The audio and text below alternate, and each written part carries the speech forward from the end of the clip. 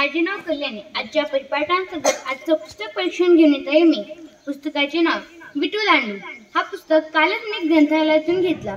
या पुस्तकामध्ये विठू दांडू या खेळाविषयी हा पुस्तक आहे. या पुस्तकामध्ये एक बबली आणि एक जीत नावाचा मुलगा असतो. तो जीत आणि त्याचे मित्र विठू दांडू खेळत होते आणि त्यांची विटी तलावात जाऊन पडते. मग बबली नावाची एक मुलगी असते. तिला पोहता येत होतं. ती त्या तलावामध्येच फुलं तोडत होती. तिने त्यांची विटी घेतली आणि तलावाकाठी फेकण्याचा प्रयत्न केला, पण पुन्हा ती विटी तलावातच जाऊन पडली. मग ती आली आणि तिने ती विटी घेऊन त्यांना दिली. मग त्या सर्व मित्रांनी बबलीला त्यांच्यामध्ये खेळू दिलं आणि ते सर्व आनंदात खेळू लागले. मित्रांनो, हा पुस्तक अतिशय सुंदर आहे आणि छान पण. बघा बरं, या पुस्तकाचं मुखपृष्ठच किती छान आहे, म्हणजे की विटी दांडू.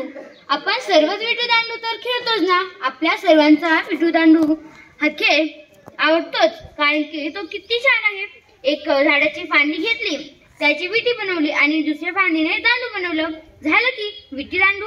मग आपण सर्वच विटी दांडू खेळतो आणि आपल्या सर्वांनाच विटी दांडू हा खेळ आवडतो ना. म्हणूनच या पुस्तकाचं जेव्हा विटी दांडू हा नाव वाचलं मी, तेव्हाच मला असं वाटलं की हा पुस्तक घ्यावा आणि वाचावा.